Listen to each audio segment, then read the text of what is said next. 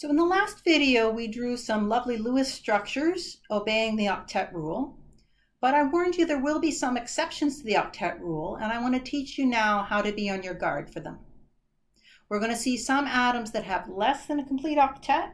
We're going to see other atoms that exceed the octet, and how will we know when that's allowed?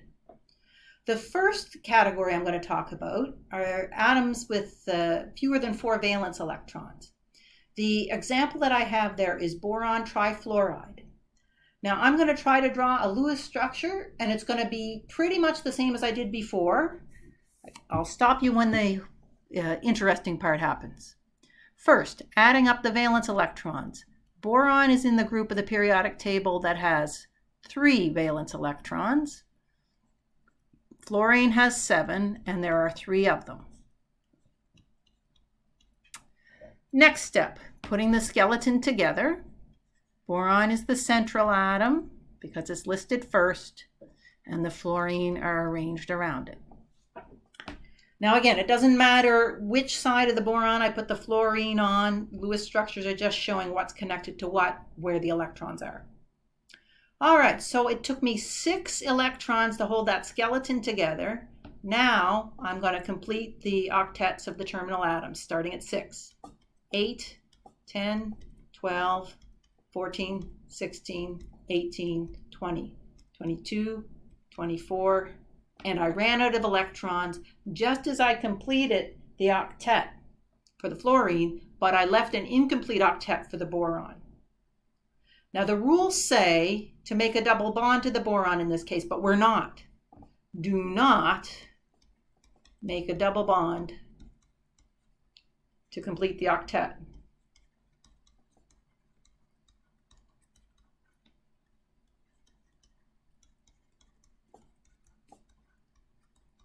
That is because the boron had only 3 valence electrons. It only had 3 electrons to share, so it could only make 3 bonds. That's why the exception is for atoms that have fewer than 4 valence electrons. Once I have 4 valence electrons, I can share them to make 4 bonds to make up an octet. So watch out for a central atom with fewer than 4 electrons. There are also exceptions to the octet rule that exceed the octet. And we can do this when the central atom is from the 3rd period or further down. So let's start by drawing a Lewis structure for phosphorus pentachloride. And again, I'm going to refer back to the steps in drawing Lewis structures. I'm going to add up the valence electrons the atoms are allowed to have. Each chlorine has 7, and there's 5 of them. So we've got 40 valence electrons to place. Now, first atom's the central atom, and the 5 chlorines go around it, and I don't care where you put them.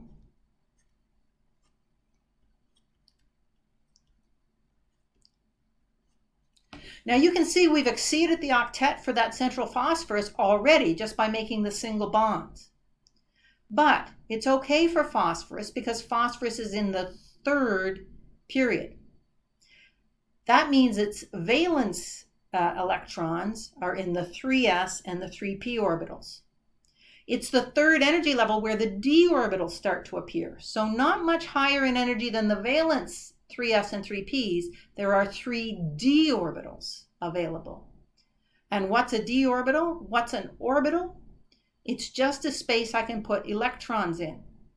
So because I have d orbitals I can put electrons in, I'm allowed to exceed the octet for atoms that are in the 3rd period or further down that can also use their d orbitals. So you can see that really the octet rule isn't literally followed for many of the elements in the periodic table, but it is always a good idea to start your Lewis structure assuming that simple case. Don't worry, evidence will slap you into the face to the contrary when you need to exceed the octet, just like it did here. All right, I put 10 electrons to hold the skeleton together, and now I'm going to start with the terminal atoms completing the octet. We're at 10, 12, 14, 16, 18, 20, 22, 24, 26, 28, 30, 32, 34, 36, 38, 40. And I ran out of electrons just as I completed the octets for the chlorines. Now, when I'm double checking, I want to check that the atoms have a complete octet, or I know why. We already decided that it was okay for that phosphorus to exceed the octet because it had its valence orbitals at the third energy level. I could use the 3D orbitals for room for more electrons. All right, next example, sulfur hexafluoride. And it would be great if you saw if you could get ahead of me this time. Go ahead, pause the video.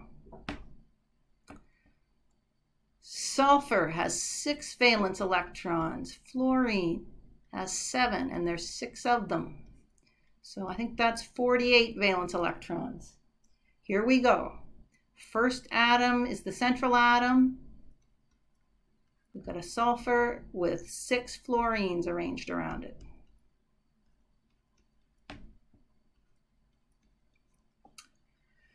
All right, so that skeleton took 12 electrons. We're going to start filling in the octets for the terminal atoms starting at 12. 14, 16, 18, 20, 22, 24, 26, 28, 30, 32, 34, 36, 38, 40, 42, 44, 46, 48. And we've exactly used up our electrons.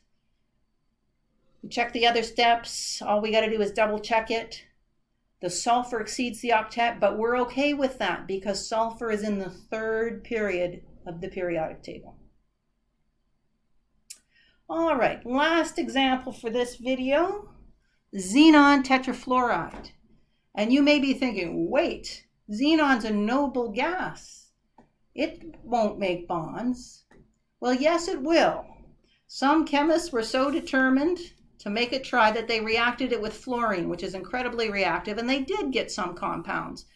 So I'm not trying to trick you here. If I give you a formula for a molecule, it exists. All right, let's draw its Lewis structure. Xenon has 8 valence electrons.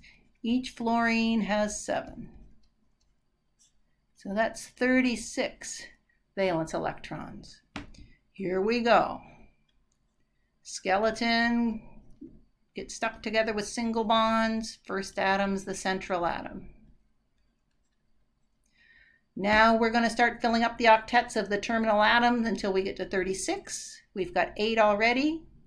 10, 12, 14, 16, 18, 20, 22, 24, 26, 28, 30, 32.